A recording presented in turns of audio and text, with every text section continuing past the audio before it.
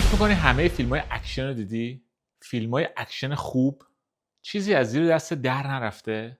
مطمئنی؟ پس بیا با من تا به 4 تا جواهر پنهون رو نشون بدم. درسته. 4 تا جواهر. 4 تا فیلم اکشن قدر ندیده.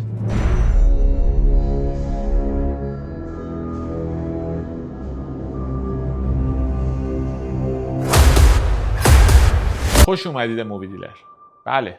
توی این برنامه راجع به فیلم‌های اکشن صحبت می‌کنیم. ولی نه هر اکشنی. فیلمایی که قدر ندیدن، فیلمایی که لای این همه فیلم بزرگ جا موندن، منتقدا خیلی تحویلشون نگرفتن، خیلی بودجه بزرگی نداشتن، از اون انفجارهای بزرگ، از اون تبلیغات سرسام‌آور، از اونایی که هر جا اینترنت رو باز می‌کنی سر کله تبلیغشون پیدا میشه. ولی فیلم‌های خوبی هستن. ولی فیلم‌های سرگرم کننده هستن. اینجا اون فیلم‌ها رو بهت معرفی میکنم. پس تو فقط اسم فیلم‌ها رو بردار، برو بشین و نگاه کن و برای منم یه کامنت بذار. Then you're outnumbered. فیلم اول کیت، محصول 2021، به کارگردانی سدریک نیکولاس ترویان و بازیگری مری الیزابت وینستد که قبلا توی فصل از سریال فارگو هم دیده بودینش. داستان درباره یه آدمکش حرفه‌ایه که بعد از مسموم شدن فقط 24 ساعت وقت داره انتقام بگیره و جواب همه چیز رو پیدا کنه. این فیلم شاید داستان ساده‌ای داشته باشه مثل همه فیلم‌های اکشن، ولی چجوری ساختنش مهمه. نورای نئونی، حال هوای توکیو و یه زن بین این همه قاتل.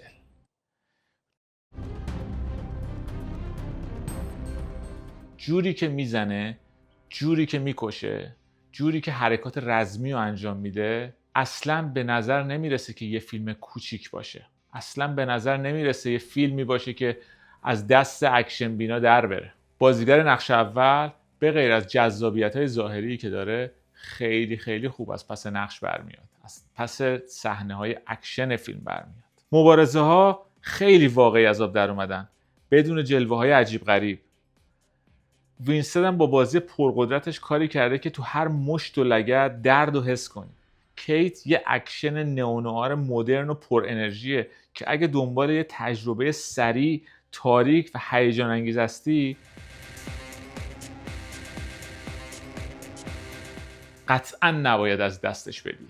پس به نمره ها توجه نکن. برو و فیلم کیت رو ببین به عنوان یه اکشن جالب و جذاب.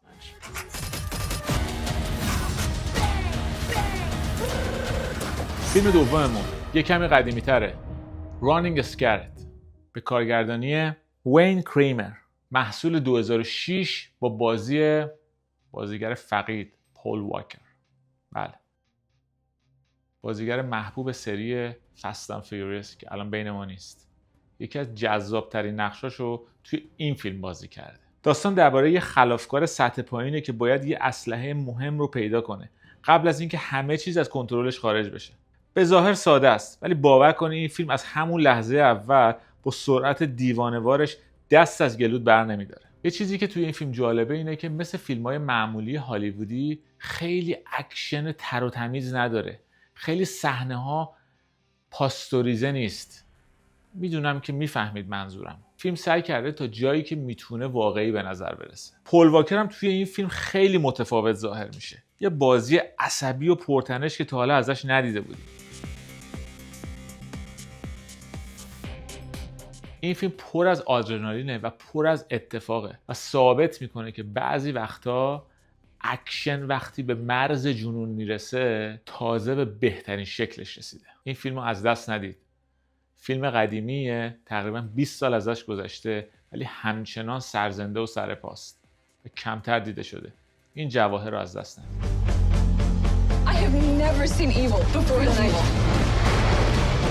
سومین فیلم ما Get the Gringo، محصول 2012، به کارگردانی آدریان گرونبرگ و با بازی مل گیبسون.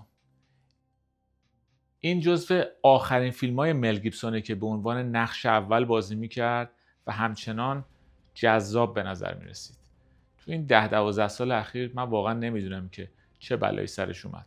سر خودش، سر زندگیش، سر کارهای هنری که انجام میداد. و اینو میدونم که بین سالهای 1980 تا همین 2010 جزو محبوب ترین بازیگرای اکشن بود. اینجا هم با داستان یه خلافکار طرفیم که بعد از دستگیری مستقیم پرت میشه وسط یه زندان مکزیکی که پر از فساد و خشونته. زندانی که بیشتر شبیه یه شهره با قوانین خودش و باید توش زنده بمونی.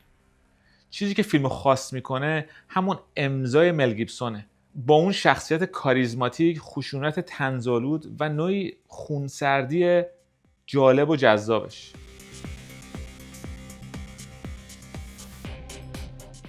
اکشنای توی این فیلم به جای ترکیدن ماشین و انفجار به درگیری تن به تن ربط داره. فیلم میتونه در عین اکشن بودن و اون لحن واقعیش کمدی هم باشه ولی جذاب از آب در بیاد.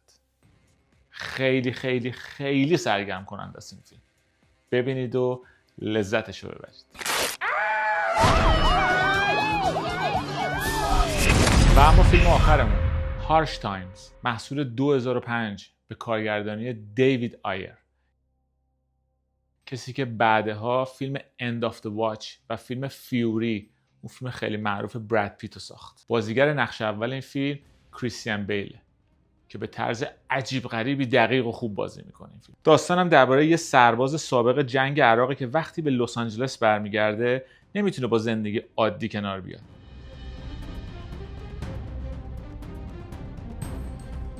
درگیر بیکاری، خلاف و خشونت میشه و همه چیز به سمت فروپاشی میره تو زندگیش. این فیلم بیشتر از اینکه اکشن باشه، پورتری از سربازی که از جنگ برگشته و نمیتونه با جامعه‌ای که باهاش روبرو شده ارتباط برقرار کنه. کریستیان بیل اینجا یکی از تلخ‌ترین و واقعی‌ترین بازی‌های کارنامه‌شو داره. صحنه‌های درگیری و تیراندازی کم نیستن، ولی چیزی که تو رو درگیر میکنه واقع‌گرایی بی‌رحمشه.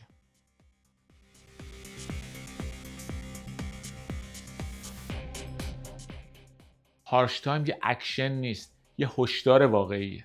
بله، پشت اون ظاهرش خیلی حرفا هست. بازیگری کریستیان بیل مثل همیشه درجه 1.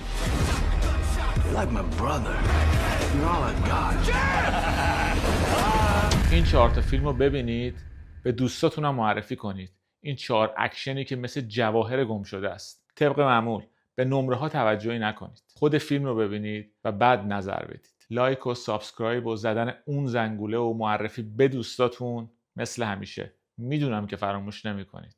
به من کمک میکنید خیلی خیلی. پس تا برنامه بعد، تا معرفی فیلم‌های بعد.